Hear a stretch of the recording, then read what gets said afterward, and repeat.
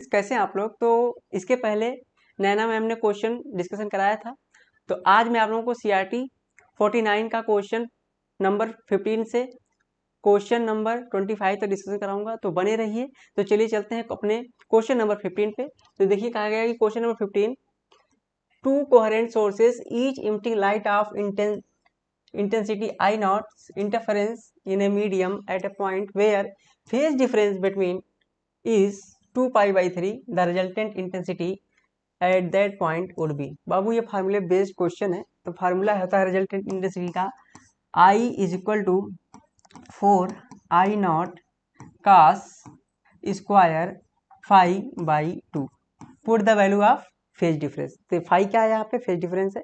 अब value put कर दीजिए, तो ये हो जाएगा I is equal to 4 I not cos square, phi की वैल्यू पुट करिए 2 पाई बाई 3, और ये 2 क्या हो जाएगा मल्टीप्लाई, तो ये हो जाएगा, ये 2 2 से कैंसिल हो जाएगा, तो ये हो जाएगा 4I not cos square pi by 3।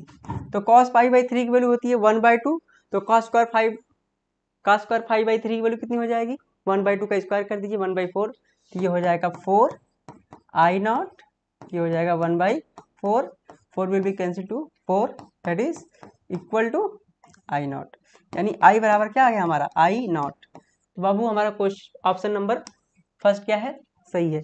चलिए चलते हैं क्वेश्चन नंबर नेक्स्ट पे। Question number next, question number 16 क्या कहा है कि in Young's experiment where sodium light of wavelength 5893 angstrom is used, then 62 fringes are seen in the field of view. Instead, the violet light of wavelength is 4358 angstrom is used. The number of fringes that will be seen in the field of view will be। तो देखिए क्या कहा गया है यहाँ पे, एक formula होता है कि जब, ये देखिए मैं एक फिगर बना दे रहा हूँ, मान लीजिए ये हमारी फ्रिंजेस है, ये S1 और ये S2 है ना, इनकी बीच की डिस्टेंस हम मान लेते हैं कि D है, ठीक है। और यहाँ ये हमारी स्क्रीन है ना, कितनी दूर D डिस्टेंस पे हमारी एक स्क्रीन है, ठीक है।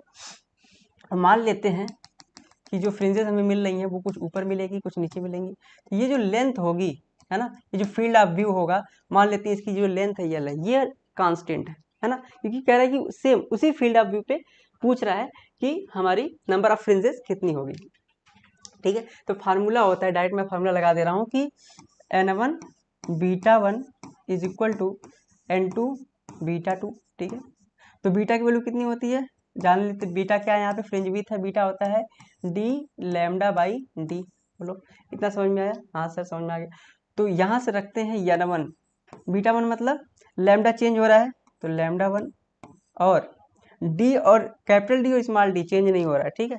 तो सेम एज इट इज इसको रहने देते हैं, तो D by D is equal to N2 lambda 2 लिख दो, N2 लैम्डा 2 की वैल्यू क्या रखेंगे, ये N2 और ये बीटा 2, तो बीटा 2 की वैल्यू यहाँ से रख सकते हैं, D को सेम इट इज रहने दीजिए, लैम्डा हो जाएगा लैम्डा 2 और D हो जाएगा हमारा D, क्योंकि D और ये कैपिटल D, स्मॉल d और कैपिटल D तो चेंज हो ही नहीं रहे है ना।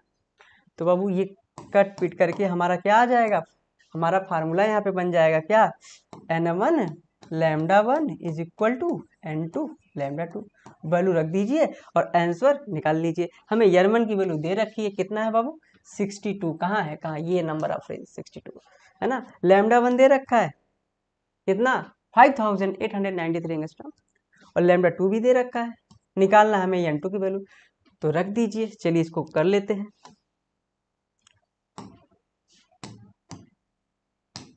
चलिए N1 lambda 1 is equal to N2 lambda 2, okay.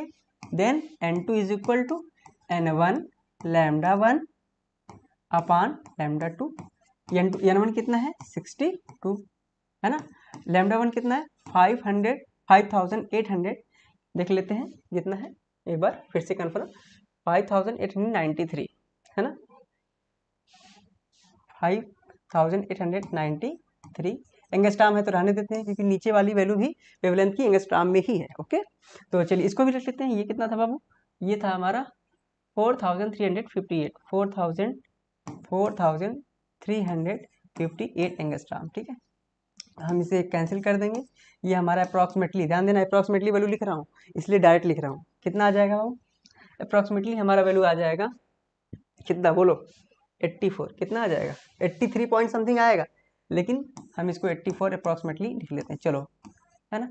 तो हमारा ऑप्शन नंबर कितना सही हो जाएगा? ऑप्शन नंबर हमारा 4 क्या हो जाएगा? सही हो जाएगा। बोलो, समझ में आया? चलो आगे बढ़ते हैं, ठीक है। तो दोस्तों अब हम चलते हैं क्वेश्चन नंबर 17 पे। तो आइए क्वेश्चन नंबर 17 पढ़ते हैं। कह रहा है कि इन YDSC the distance between the slits is 1 mm and screen is 25 centimeter away from the slits. If wavelength of the light is 6000 angstrom, the fringe width of the screen. तो बाबू आपको पता है ना YDSC का मतलब क्या होता है? Young dual slit experiment. तो यंग डुअल स्लिट एक्सपेरिमेंट में फार्मूला लगता है फ्रिंज विथ का, beta is equal to capital D lambda upon small D. बोलो, इतना समझ में आता है? हाँ सर समझ में आता है। तो फटाफट वैल्यू रखो। डी की वैल्यू क्या होगी? बोलो बोलो। कैपिटल डी की वैल्यू दे रखी है। कैपिटल डी क्या है बाबू? कैपिटल डी हमारा क्या है? देखो फिगर बना दे रहा हूँ तुम लोग, देखो ये देखो, ये हमारी दो स्लिट्स हैं जिनकी बीच की डिस्टेंस स्मॉल डी है। बोलो, ठीक है। ये हमारी क्या स्मॉल डी है, और इनसे कैपिटल डी डिस्टेंस पे है ना।